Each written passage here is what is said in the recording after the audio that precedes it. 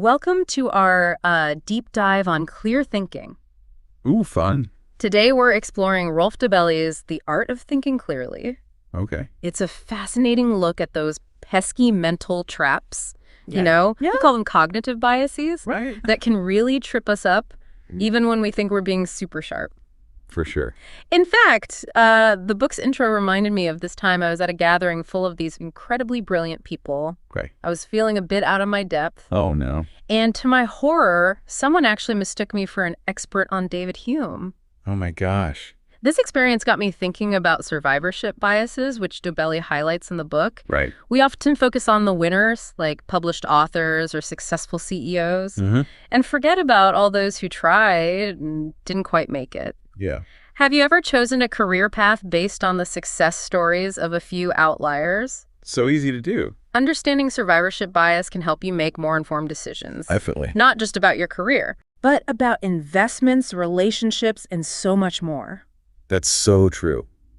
It's true. Survivorship bias really distorts our perception of reality. Yeah. Take Harvard's reputation. Okay. Does it attract the best students because it's an amazing school? Or is it amazing simply because it recruits the brightest minds? That's a good point. The same goes for those tempting MBA income statistics. Yeah. They only tell part of the story. Yeah. Think about it. What success stories have you fallen for? Yeah. What hidden failures might be lurking beneath the surface? It's a real eye-opener. It is. This deep dive is all about giving you the tools to recognize these biases. Yes. So you can navigate the world with a clearer perspective. Exactly. Now let's unpack another bias Dobelli tackles. Okay. The swimmer's body illusion. Right. It's the idea that we often mistake selection factors for results. Interesting. It's like seeing those incredibly fit swimmers and thinking, if I swim, I'll get a body like that. But as Dobelli points out, it's the other way around.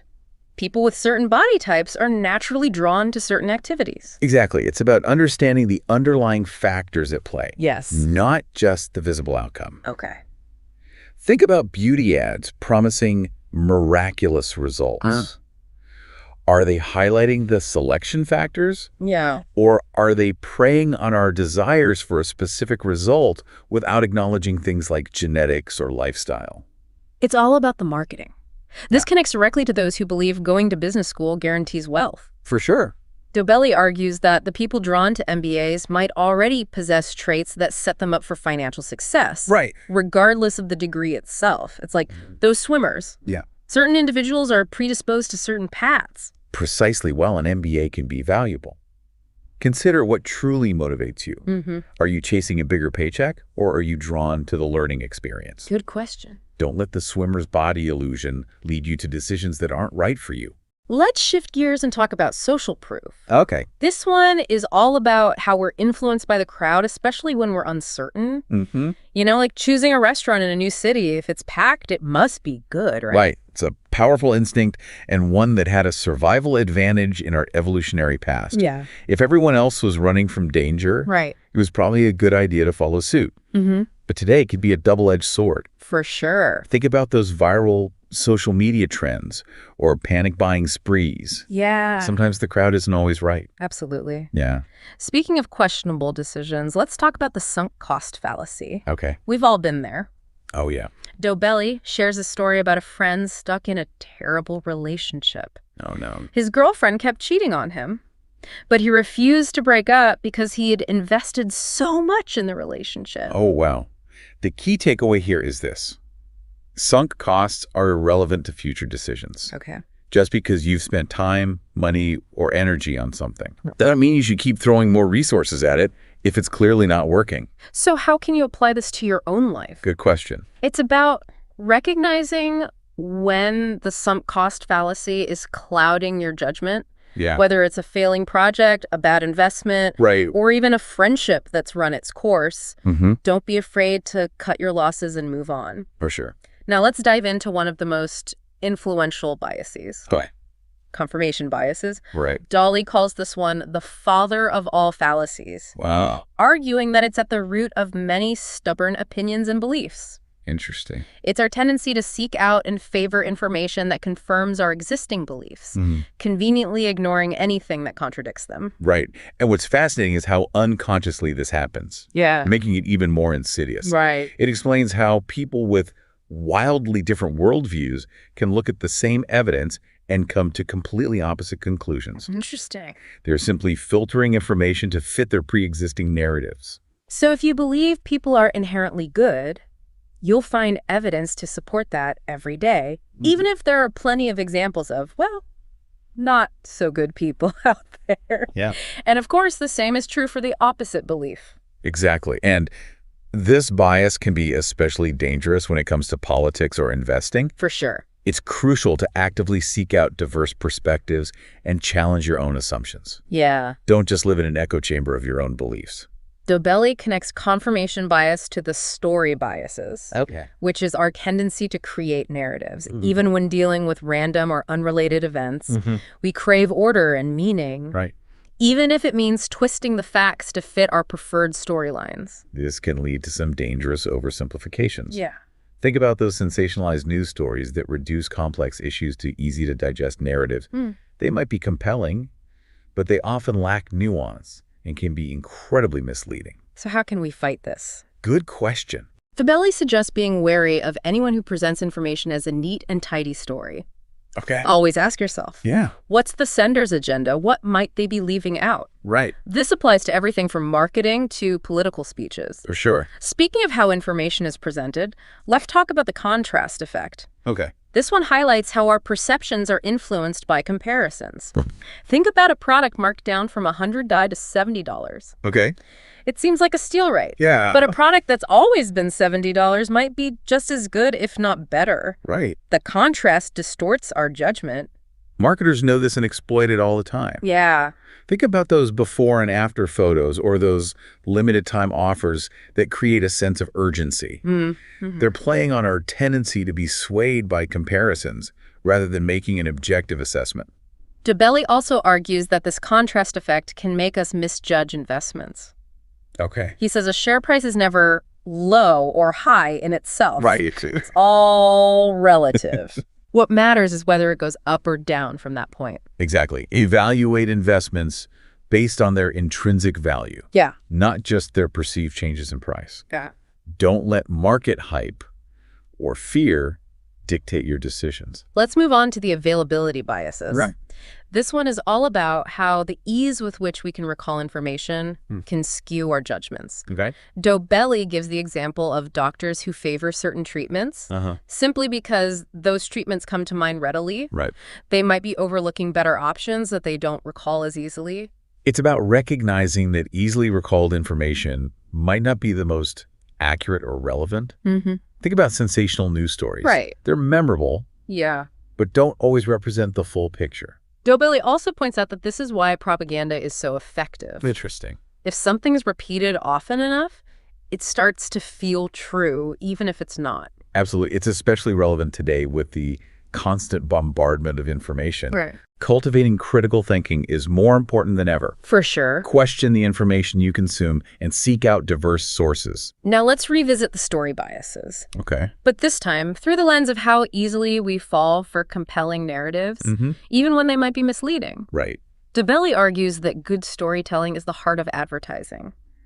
We buy products we don't need because we're captivated by the narrative. Our brains are wired for stories. For sure. We make sense of the world by weaving events into narratives. Yeah. The problem is that this often leads us to oversimplify complex issues and ignore crucial details. Think about those charismatic leaders who win us over with their speeches. Yeah. We might be so enthralled by the story that we overlook their lack of substance or concrete plans. Exactly. Demand evidence, scrutinize the details, and be wary of anyone who oversimplifies complex issues. Right. Don't just fall for a good story. Dig deeper. Here's one we can all relate to. The hindsight bias. It's how we look back on events and think, of course it was obvious. Even if we were totally clueless beforehand. Right. Dobelli uses the example of Ronald Reagan's landslide victory over Jimmy Carter. Okay. After the fact, everyone claimed it was predictable, but in reality, the election was close. The hindsight bias leads us to overestimate our own knowledge and predictive abilities. Yeah. We forget how uncertain we were in the moment and rewrite history to fit our current understanding. So how do we avoid this trap? Good question. Dobelli suggests actively trying to remember our past predictions Okay. and compare them to what actually happened. Yeah. It helps us be more humble about our forecasting abilities. I like that. Now let's tackle overconfidence. Right. The tendency to overestimate our own abilities and knowledge. Mm-hmm. Dobelli cites a study where people were asked to estimate things like the total egg production in the U.S. Okay. The results were shocking. Really? People were way off even when they were confident they were right. And surprisingly, experts are even more susceptible to overconfidence than lay people. Wow. They often overestimate their knowledge in their fields, Right. which can lead to some pretty disastrous outcomes. Dobelli describes asking students at top business schools about their career prospects. Okay. Most envision themselves on the boards of global companies, Right. even though the odds are astronomically small. Being realistic about our limitations is key, Yeah. as is being open to the possibility that we might be wrong. Let's move on to something called chauffeur knowledge. Okay. This refers to people who pretend to have deep knowledge, Right. but are simply parroting information they've picked up elsewhere. Oh, interesting. They're like chauffeurs who drive their bosses around, overhearing snippets of conversations, but Yep. not truly understanding the complexities of the business. Chauffeur knowledge can be mistaken for true expertise. Yeah. They might use jargon or drop names, Right. but their understanding is superficial.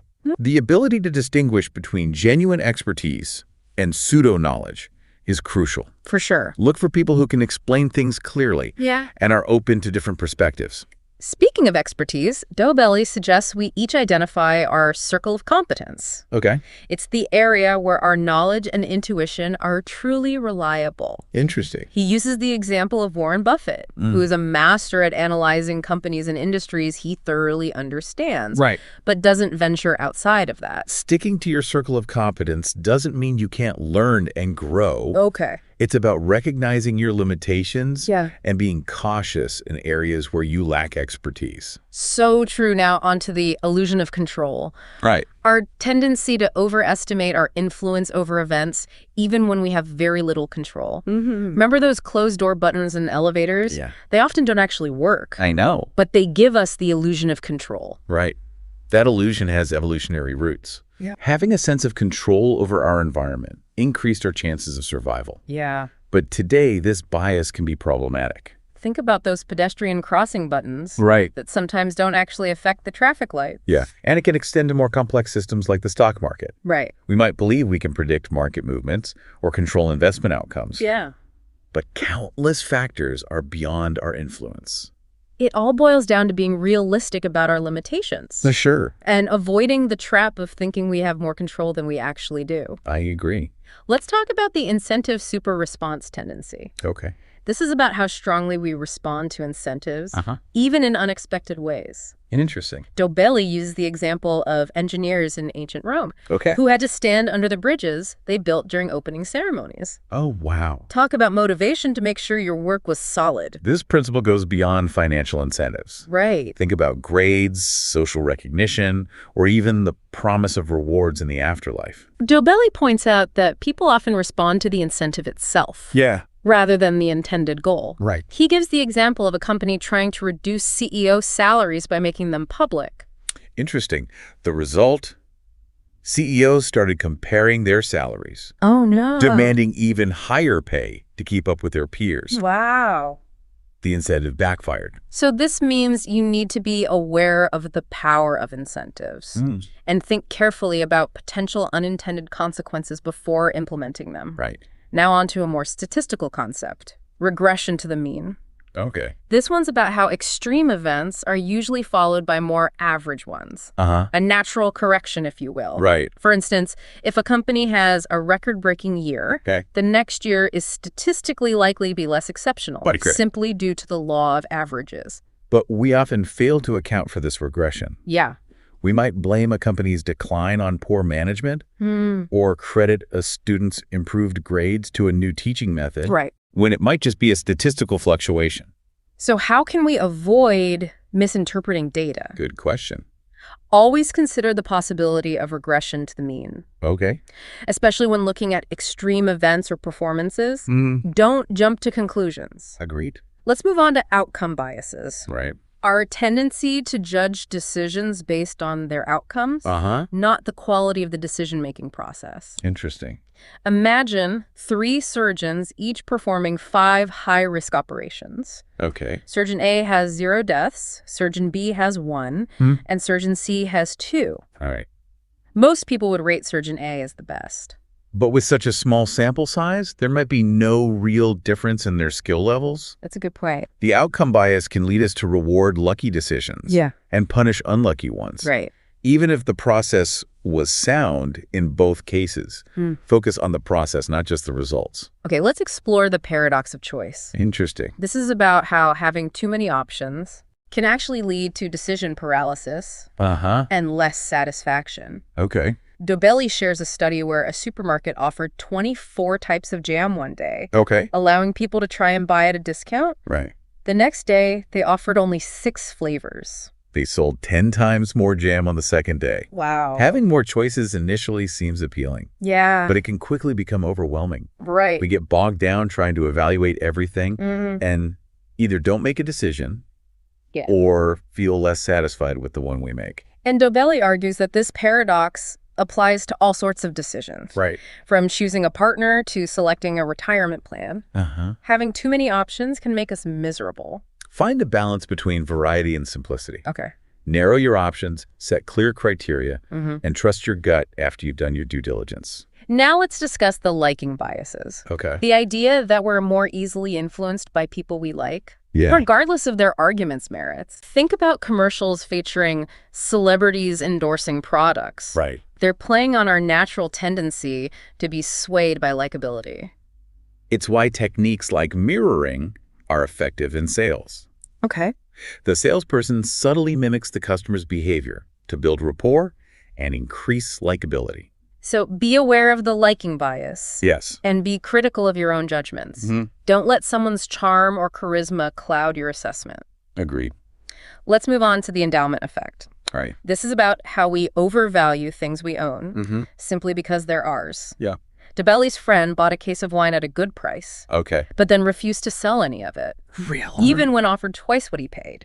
The endowment effect isn't just about material possessions. Right. It can apply to ideas, beliefs, and even relationships. Okay. We become attached to the familiar and overestimate its value, making it hard to let go. This is why companies are so reluctant to abandon failing projects. They've invested so much, they can't admit defeat. Be willing to detach yourself from your possessions and evaluate their true worth objectively. Don't be afraid to let go of things that no longer serve you. Okay. Even if you've become attached. Now, for something a bit mind-bending, coincidence. We tend to overestimate the significance of coincidences.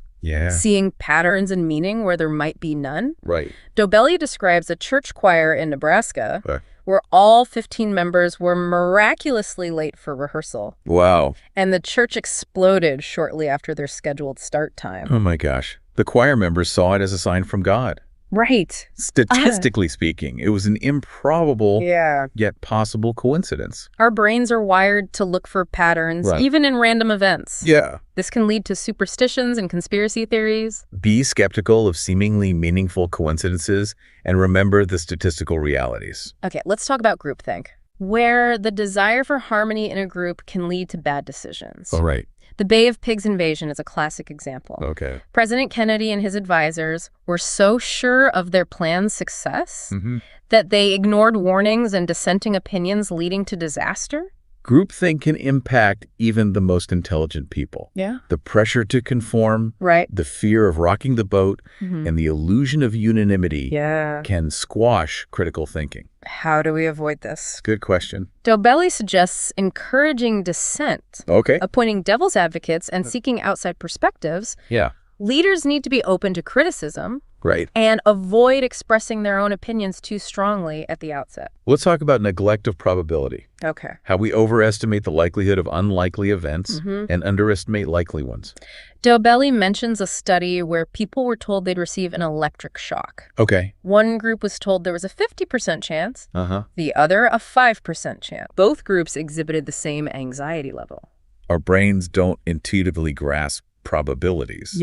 We focus on the potential impact, not the likelihood. Right. This can lead to irrational decisions like buying lottery tickets or panicking over insignificant risks. So educate yourself about probabilities. Right. Consider both the likelihood and the impact of an event before making decisions. I agree. Let's explore the zero-risk biases, our irrational preference for eliminating risk entirely, even when it's not the most rational choice. Interesting. Imagine two methods for treating drinking water. Okay. Method A reduces the risk of dying from contaminated water from 5% to 2%. Right. Method B reduces it from 1% to 0%. Most people would choose method B. Really? Even though A saves 3 times as many lives. Wow. We fixate on achieving zero risk, Yeah. even if we overlook more effective solutions. This bias can lead us to overspend on insurance. Right. Or avoid potentially beneficial activities. Remember, zero risk is often an illusion. Be willing to accept small risks when the benefits outweigh the costs. Let's talk about the scarcity error. Okay. This is how we tend to overvalue things that are scarce or hard to get. Dobelli shares a story of a real estate agent who uses a clever tactic when a buyer is hesitant. Okay. She mentions a fictional doctor from London who loved the property. This tactic creates a sense of scarcity. Right. The opportunity seems to be slipping away. And this scarcity error is exploited all the time in marketing. Think about limited time offers or exclusive deals. Yeah. They play on our tendency to overvalue what's scarce. This bias can lead us to make irrational choices. Right. Like staying in a bad relationship or overpaying for a collectible simply because it's rare. Recognize the scarcity error and be willing to walk away from deals or opportunities that seem too good to be true. Yeah. Don't let FOMO cloud your judgment. Now let's move on to base rate neglect. Okay. How we ignore statistical base rates when making judgments. Imagine guessing a wine's origin at a restaurant. All right. Where 75% of the wines are French. If you're not a wine expert, the most rational guess is French. Right. Even if you think it has a different twist, Yeah. you're going with the statistical odds. But we often neglect these base rates and focus on irrelevant details or anecdotal evidence. This can lead to faulty judgments. Yeah. We might overestimate the likelihood of success in a career just because we know a few successful people in that field without considering the overall success rate. Always consider base rates when making judgments. Right. Especially when dealing with probabilities. Yeah. Don't let personal biases override statistics. Agreed. Now let's talk about the gambler's fallacy. Okay. The idea that past events can influence future probabilities in independent systems. Have you ever invested in a stock just because it seemed due for a rebound? Dobelli tells the story of a roulette table in Monte Carlo, Okay. where the ball landed on black 26 times in a row. Oh, wow. The crowd, convinced red was due, Yeah. bet heavily and lost a fortune. Oh, no. Each spin was independent of the last. Right. The odds reset every time. We might assume a streak of bad luck must be followed by good luck, but that's not always the case. Right. Don't let the illusion of patterns or due dates cloud your judgment. Let's discuss the anchoring bias. Okay. How we latch on to the first piece of information we receive, even if it's irrelevant. Interesting. Dobelli tells a story about a professor Okay. who asked students to write down the last 2 digits of their social security number. All right.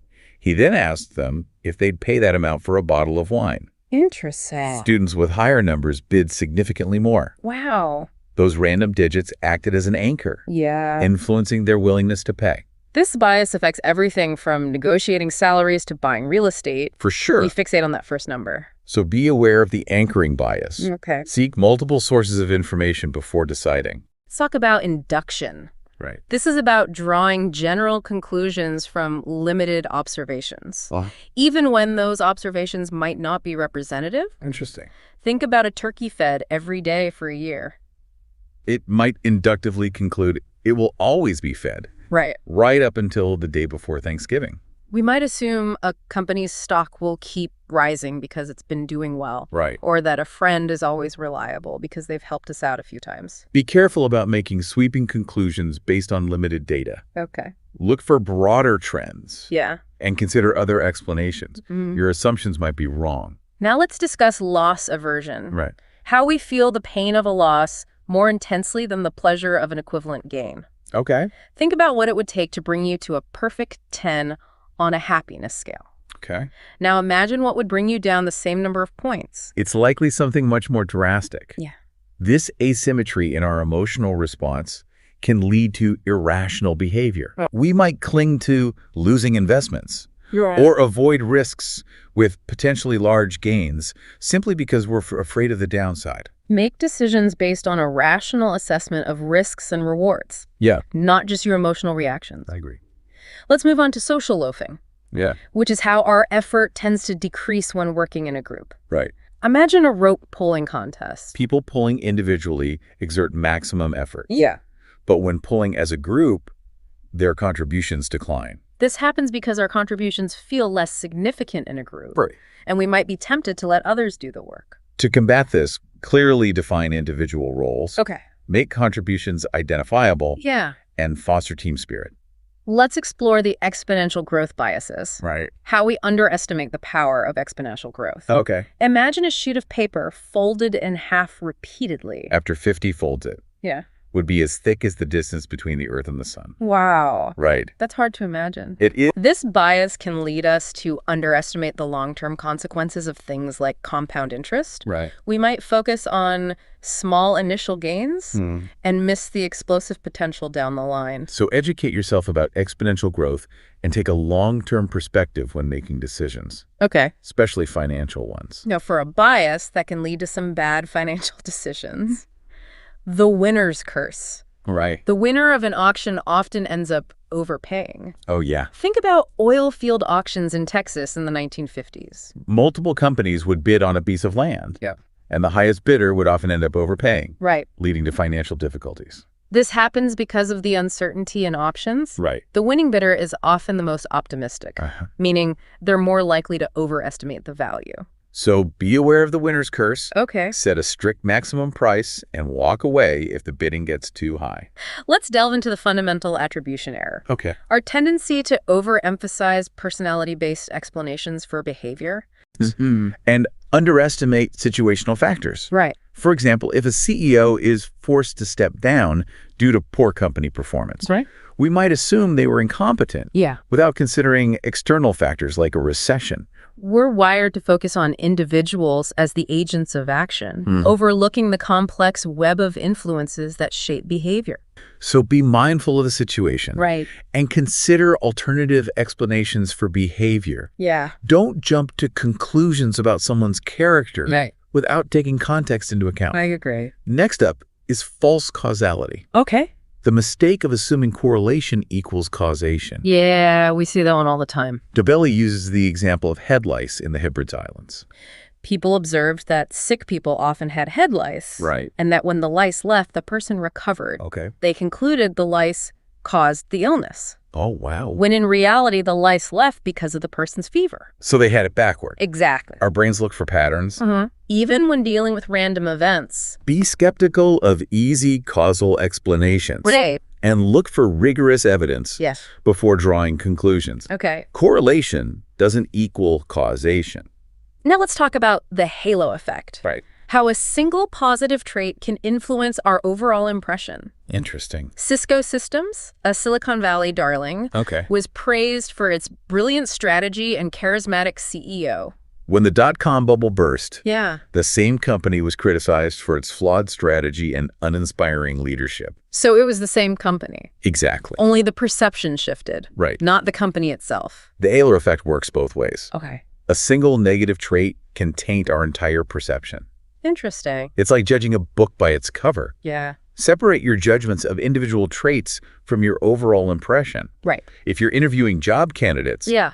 assess skills and experience objectively, Okay. rather than letting charisma sway you. Let's move on to alternative paths, a concept that challenges linear thinking and highlights the role of chance in our lives. Okay. Imagine playing Russian roulette with an oligarch for $10 million. Even if you win, Yeah. that success comes with a huge asterisk. Yeah. The alternative paths could have easily led to ruin. We often forget to consider those paths when evaluating success. Right. We might attribute someone's wealth solely to brilliance without acknowledging luck's role. Remember, life is full of alternative paths, and our current reality is just one possible outcome. Let's talk about the forecast illusion. Okay. How easily we fall for predictions, Well, even though experts are often terrible at forecasting. Yeah. A study analyzed over 28,000 predictions from self-proclaimed experts. Wow. Their accuracy was barely better than random chance. The media often promotes these so-called experts. Yeah. And we're drawn to the allure of certainty, Right. even if it's an illusion. When encountering a prediction, ask, Good question. what's the expert's incentive? And what's their track record? Now, the conjunction fallacy, Okay. where we assume specific conditions are more likely than general ones. Interesting. Imagine a guy named Chris, 35, passionate about developing countries. Right. Which is more likely? Mm-hmm. A, Chris works for a bank, or B, Chris works for a bank and runs its third world foundation. I'd probably say B. Most people would choose B. Yeah. But A is actually more likely because it's a broader category. Oh, I see. We get seduced by the details and miss the statistical reality. So simpler is more likely. Right. Okay. Specific conditions are always less likely than general ones. Mm-hmm. Remember that when you're making judgments, especially about investing or risk assessment. Let's discuss framing. Right. How the presentation of information can dramatically influence our perceptions. Interesting. Saying, hey, the trash can is full. Okay. We'll likely get a different response than, it would be great if you could empty the trash, honey. Right. Marketers and politicians exploit framing all the time. Think about how a product is advertised as 99% fat-free versus 1% fat. Right. Try to reframe information yourself. Yeah. Consider alternative perspectives and focus on the facts, not just the presentation. I like that. Let's discuss action bias. Okay. Our tendency to favor action over inaction, even when doing nothing is better. Right. Think about young police officers eager to make an arrest, Okay. even when it's not warranted. They mistake activity for effectiveness. Right. Managers might launch new initiatives simply to appear decisive, Yeah. even if they're not strategically sound. So sometimes it's better to wait. Yeah. Cultivate patience, resist the urge to jump in, All right. and carefully consider the potential downsides of action before taking the plunge. Let's move on to omission bias. Okay. How we often feel less guilty about harms caused by inaction than by action. Okay. Think about parents who choose not to vaccinate their children. All right. If the child gets sick, the parents might feel less responsible than if they had actively caused harm. That's a tough one. It is. This bias can lead to ethical dilemmas. Yeah. We might feel less guilty about environmental damage caused by inaction than by our direct actions, even though the consequences are the same. Remember that inaction can have significant consequences. Yeah. And hold yourself accountable for the choices you make or don't make. Let's discuss the self-serving biases. Okay. How we tend to attribute success to our abilities and failures to external factors. Right. A study gave participants a personality test and then randomly assigned good or bad scores. Those who received high scores thought the test was accurate, Yeah. while those with low scores dismissed it as worthless. So it was all about ego. Exactly. We love to take credit for wins, Right. but blame others when things go wrong. Be honest about your strengths and weaknesses and take responsibility for your actions. Let's talk about the hedonic treadmill, Okay. how we tend to adapt to both positive and negative changes. Returning to a baseline level of happiness fairly quickly. Right. Research on lottery winners shows they experience an initial surge of joy, Okay. but return to their previous happiness level after a few months. The same goes for negative events. Yeah. We adapt and move on. This explains why possessions or achievements rarely bring lasting happiness. Yeah, they don't find joy in the journey. Okay. Cultivate meaningful relationships and pursue intrinsically satisfying activities, not just external rewards. Now, let's explore the association biases. Right? How we link unrelated things based on past experiences. Interesting. Think about Pavlov's dogs. Okay. They learn to associate a bell with food. Right. We develop these associations all the time, Yeah. and they can influence us powerfully. We might associate the bearer of bad news with the news itself, Yeah. leading to shoot the messenger syndrome. So separate the message from the messenger. Right. And avoid making snap judgments Yeah. based on emotional association. Let's discuss the beginner's luck biases, how we often misinterpret early success as skill, leading to overconfidence. Think about those who made a killing in the dot-com bubble. Okay. They weren't successful because of stock picking abilities, Right.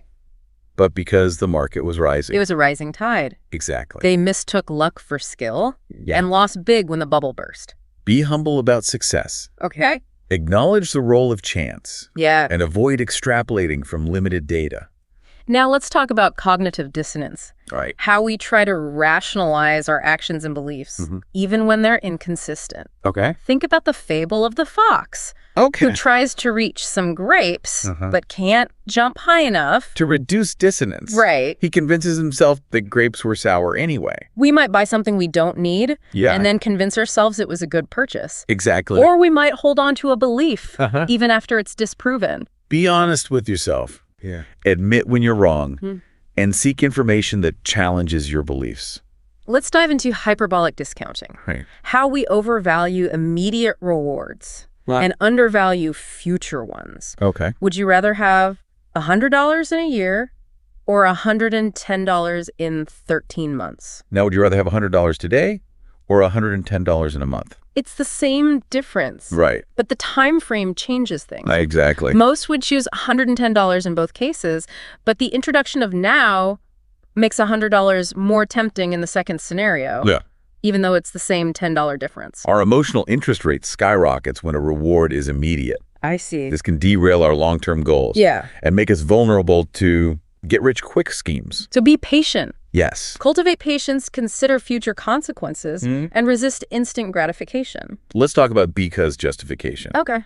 How easily flimsy justifications persuade us. Right.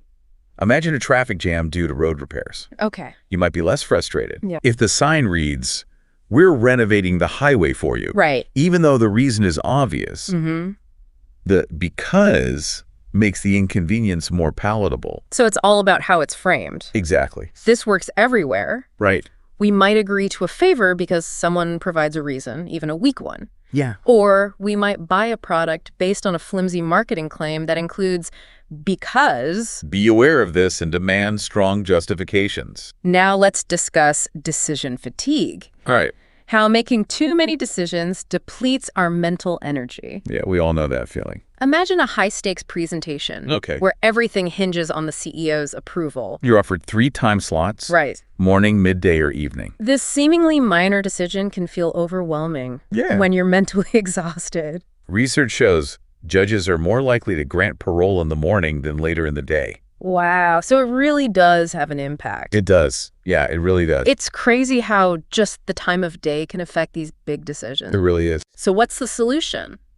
Well, Dobelli suggests Okay. minimizing the number of decisions you make each day, Yeah, that makes sense. particularly for unimportant tasks. Right.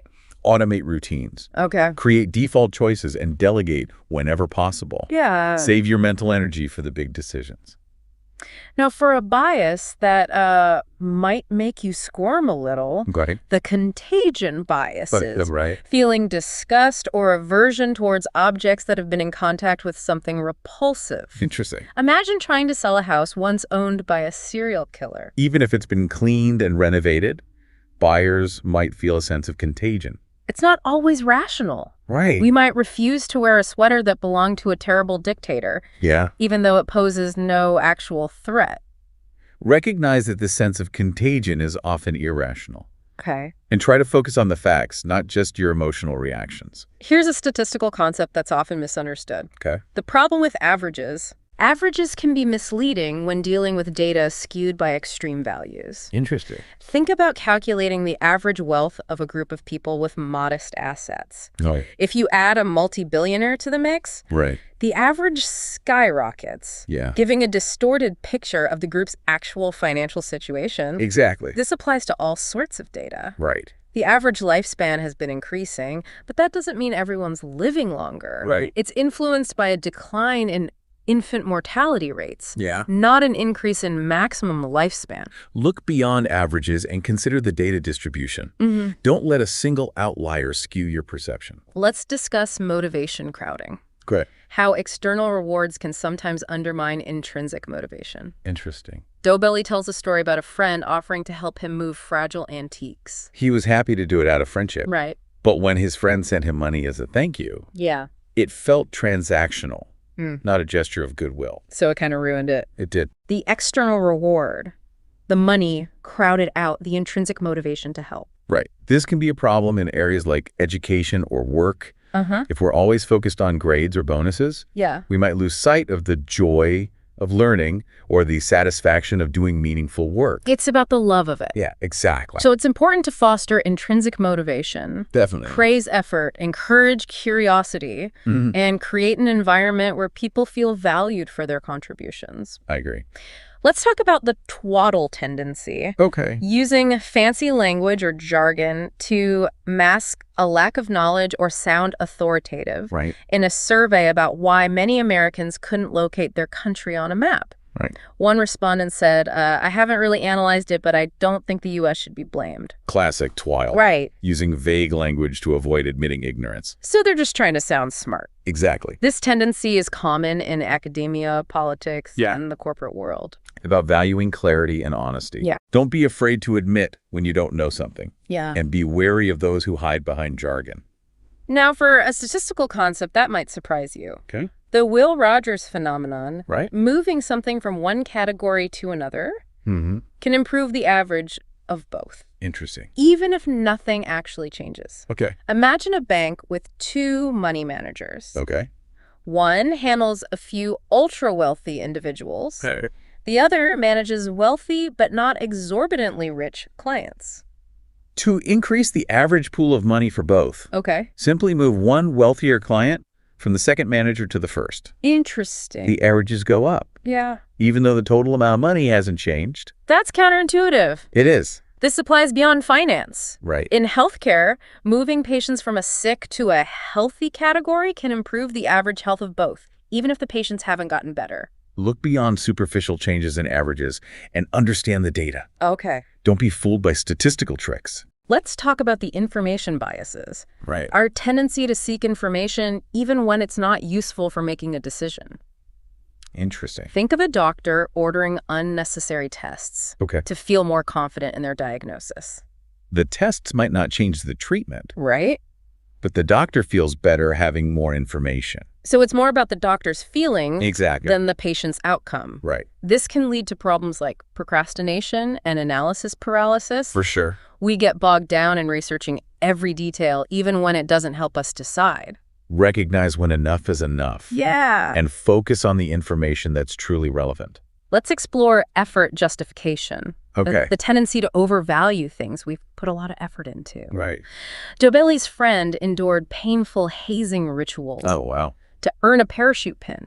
Years later, he still treasures it. Right. Not for its inherent value, Yeah. but because of the effort it took to get it. So it's fundamental. Exactly. This applies to relationships, DIY projects, Yeah. and even clinging to failing businesses. Recognize that effort doesn't equal value. Okay. And be willing to let go of things that aren't serving you. Let's discuss the law of small numbers. All right. Drawing conclusions from small samples, Okay. leading to faulty generalizations. A retail company analyzing shoplifting might conclude that rural stores have higher theft rates. Okay. But if the rural stores are simply smaller, Right. a single incident has a greater impact on the overall rate. We often forget to consider sample size. Yeah. This can lead to stereotyping or overestimating the effectiveness of new treatments. All right. Demand large sample sizes before drawing conclusions, and be wary of anecdotal evidence. I agree. Small samples are often not representative. Now let's explore how expectations can influence our perceptions and experiences. Okay. Imagine a company announcing record-breaking profits, Right. but its stock price plummets Why would that happen? because the results didn't meet analysts' even higher expectations. So even though there were good results, they weren't good enough. Exactly. Our expectations become a reference point. Okay. If reality falls short, Yeah, we're disappointed, even if the outcome is objectively positive. that's kind of depressing. It is. This can affect everything, Uh-huh. from how much we enjoy a movie to how we assess a job candidate. Be aware of your expectations and Yeah. try to evaluate things objectively. Sometimes we overthink things, Yeah. making them more complicated than necessary. Right. This is what Dobelli calls simple logic. Okay. Here's a classic example. Right. A bat and a ball cost $1.10. Okay. The bat costs $1 more than the ball. Mm-hmm. How much does the ball cost? Most people would say 10 cents, Right. but it's actually 5 cents. Yeah, I always get that one wrong. It's easy to get tricked. We get tripped up by assumptions. Yeah. And fail to apply basic logic. This can affect decisions in finance, relationships, and other areas. Let's just keep it simple. Right. Sometimes the best approach is to step back, clear your mind, and apply common sense. Let's move on to the Forer effect. Okay. How easily we believe vague, flattering personality descriptions that could apply to anyone. A study gave participants a supposedly personalized personality assessment, which was actually a generic list of positive traits. Most rated it as accurate? Right. Even though it was bogus. We believe things that confirm our positive self-image. I see. This explains why we fall for horoscopes or personality tests. We see ourselves in vague descriptions. Be critical of flattering assessments. Yes. Demand specific evidence. And seek information that challenges your self-perception. I like that. Let's discuss volunteers' folly. Okay. Sometimes our good intentions to help can backfire.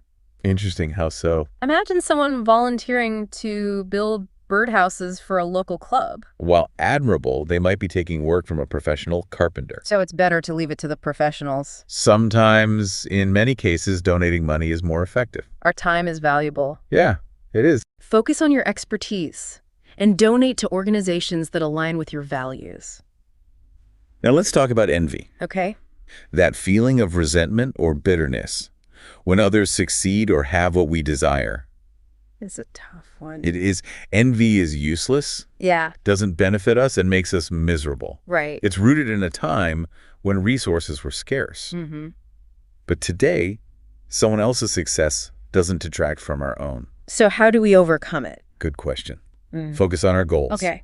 Cultivate gratitude and celebrate other successes. Just discuss the fairness bias. There. Our tendency to reject outcomes we perceive as unjust, even if they're in our best interest. Okay. Think about the ultimatum game, Right. where one person splits $100 with another. If the second person rejects the offer, Yeah. neither gets any money. So they both lose. Right. Logically, they should accept any offer. They should. But people often reject unfair offers, even if it means losing out. This fairness bias is ingrained in us Yeah. and is crucial for social cooperation. We punish unfair behavior. It highlights the fact that we're not always driven solely by rational self-interest. Let's explore the illusion of attention. Okay. The idea that we overestimate our ability to notice what's happening around us. Interesting. Think about the famous gorilla experiment. Oh, yeah. Seen that. Participants watch a video of people passing a basketball, Right. counting passes made by one team. Okay. A person in a gorilla suit walks through the scene, Yeah. but many miss it. Because they're so focused on the ball. Exactly, or so focused on one thing that we miss the obvious. Yeah. This has implications for real life. Right. We might miss important details when multitasking or relying on technology. Like when you're looking at your phone and you walk into something. Exactly. Cultivate situational awareness and be Yeah. mindful of your limitations. Let's talk about strategic misrepresentation. Okay. Presenting ourselves in a more favorable light, particularly in competitive situations. Think of job interviews. Candidates embellish accomplishments Yeah. or downplay shortcomings. Right. It's natural to want to present your best self, but it's problematic when it becomes deceptive. So how do you see through that? Verify claims, Okay. check references, Yeah. and focus on past performance, not just promises. Next up is the planning fallacy, Right? where we underestimate the time, cost, and risks of projects. Think of major infrastructure projects. Okay. They'd consistently run over budget and behind schedule. Because things always take longer than you think. Exactly. We tend to be overly optimistic when planning, focusing on the best case scenario. Dobelli suggests using reference class forecasting. Okay. Look at timelines and costs of similar projects Right. to create realistic estimates. Yeah, that's a good approach. Now for a bias with a fancy name, Okay. deformation professionnel, Ooh, how our expertise can blind us to other perspectives or solutions. interesting. Think of a hammer manufacturer Okay. who sees every problem as a nail. We become accustomed to thinking within our professional framework. Right. This can be true for doctors, lawyers, Yeah. and executives. Be aware of your professional blind spots. Yes. Seek diverse perspectives and consider alternative approaches.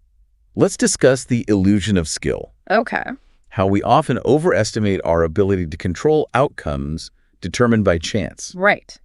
We often assume successful entrepreneurs are successful solely due to talent and hard work. But in many fields, success is a mix of skill and luck. Right. Dobelli cites research on investment advisors Okay. whose performance over time was essentially random. Exactly. Be humble about your accomplishments, Yes. acknowledge luck, Mm-hmm. and avoid believing you have more control than you actually do. Let's talk about the feature positive effect. Right. How we tend to focus on what's present rather than what's absent, Okay. leading to a skewed view of reality. Think about Beethoven's Ninth Symphony. Okay. We're grateful for it. But would we be less happy if it had never been composed? I guess not. Probably not, because we wouldn't know what we were missing.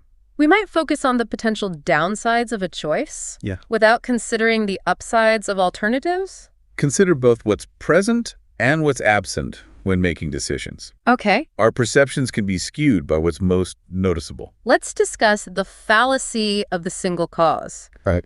Oversimplifying complex events Hmm. by attributing them to a single cause. Think of plane crashes. Okay. We might latch on to pilot error or bad weather as the cause, Right. when it was likely a combination of factors. Yeah, it's usually a perfect storm of things. Sure. This bias can affect our understanding of political upheavals or economic crises. Resist the urge to oversimplify. Embrace complexity. Here's a more technical bias. Okay. The intention to treat error. Right. We misinterpret data by not accounting for people who drop out of studies or treatments. Interesting. Imagine a drug trial for heart disease. Okay. The drug seems effective for those who take it regularly, but those who are irregular have a higher mortality rate. Mm-hmm. However, the irregular group might include sicker people who stopped taking the drug because it wasn't working. So it skews the data. Right. Analyze data based on the original groups. Okay. Even if some drop out, this applies to all sorts of research. Let's end our exploration with the news illusion. Okay. Dobelli argues our news obsession Uh-huh. is harmful to our well-being and decision-making. Interesting. News is often negative, irrelevant, and a waste of time. We're bombarded with information about events we can't control. Right. What's the solution? Drastically reduce news consumption and focus on meaningful activities. Instead of scrolling headlines, Right. read books, have conversations, Mhm. spend time in nature, and pursue your passions. That was quite a journey through common cognitive biases. It was. Hopefully you're starting to see the patterns and recognize these biases in your own thinking. Yeah, I know I am. Remember, the goal isn't to eliminate them entirely. That's impossible. The key is to be aware of them. Yeah. Challenge your assumptions and strive for clear thinking, especially when making important decisions. Dobelli highlights the sweet spot between intuition and rational thinking. Exactly. Sometimes trust your gut, especially for everyday decisions. Yeah. Save your mental energy for the big stuff. Speaking of big stuff, Yeah. Dobelli encourages us to identify our circle of competence. It's where your knowledge and experience are truly reliable. Right. It's where you can make intuitive decisions confidently. Yeah. For decisions outside that circle. Mm-hmm. Remember all those biases Yeah. and proceed with caution. Excellent advice. Thanks for joining us on this journey into the art of thinking clearly. It was my pleasure. We hope you found it as enlightening as we did. E2. Until next time, Yeah, keep those mental gears turning, for sure. and be sure to dive deeper into Dobelli's book Yes. to explore even more fascinating insights.